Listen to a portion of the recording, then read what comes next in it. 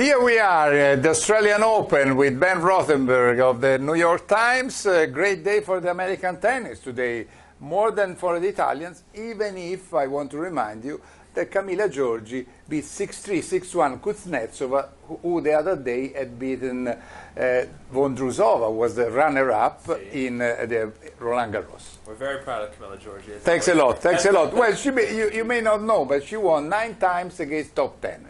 So it's not when she plays well, she's dangerous. You want to know a shocking stat? Yeah.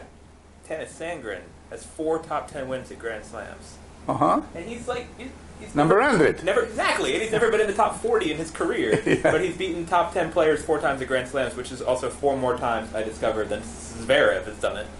So I mean, it's a very strange stat for the Americans. A few interesting stats here. Not a tournament with a lot of surprises so far.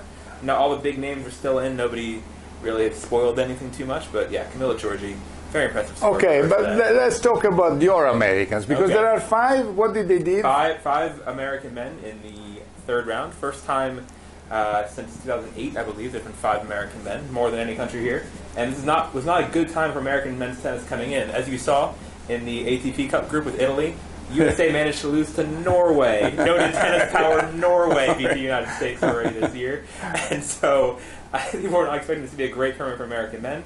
But somehow they've come through. Tommy Paul beating Dimitrov, and you saw Sandgren probably beating Berrettini. Yeah. That was a pretty considerable surprise.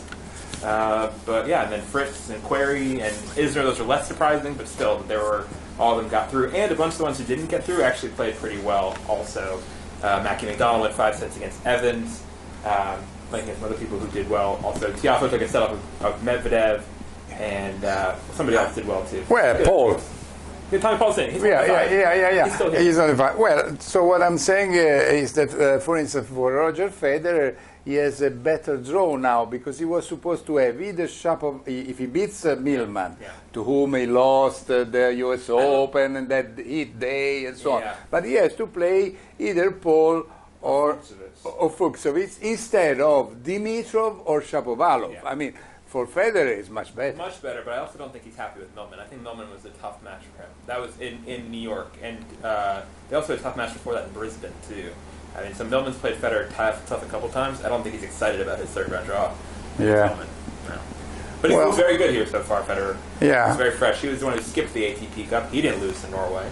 So he's feeling good about himself. Yeah, okay. And then, Barty Rybakina could be an interesting match because Rybakina is playing pretty well. Very well, and she's someone who I rarely have heard of, honestly, but she's already seeded here. She kind of made most of her move in the rankings all at small tournaments, and so I'm very curious to see how she will do in the match against Barty. That's the first big test for her. All these Russian girls who become Kazakhstan. Yes, but apparently she's based in Czech Republic. I think. In Slovak Republic. Slovak Republic. So then there's also others. Blinkova, also based in Slovakia. Alexandrova, based in Prague. Marina Diaz, based in Prague, also. So you must have talked to Andrei Buchko because he's the Slovak guy who gave me the same news. So I caught you. I caught you. Andrei Buchka is a great Slovak journalist. He knows everything about it. So anyway, what about, just to finish, tomorrow for Italy we have Fabio Fognini playing Guido Pella. And the first time that Fognini was able to come back from 2 sets to love was against Pella. And Fognini has won 8 matches coming back from 8 to from two love down, two sets down, in Grand Slams. Yeah, and including once at each Grand Slam, career slam of that. I forgot to mention Opelka was another one who was an American who won 2 sets in a match in the 1st round against Fognini. Yeah, Fognini is being very Fognini at this tournament, playing crazy matches, injuring himself by punching his racket. His hand was a mess the other day. It was weird, and so who knows what he's going to do? But he should be able to beat Pella on the hard court. Maybe in 5 sets, 7-6 in the 5th with the tiebreakers is done in the first 2 rounds. But there's been a lot of tiebreaks in this tournament. 10 points. What do you think about the 10 points? I don't like it. You don't like it? It's too long. It's bloated. Yeah. Okay. Okay. And while I have to thank Ben Rothenberg because he's a good friend, he's a great journalist, he has a nice blue shirt.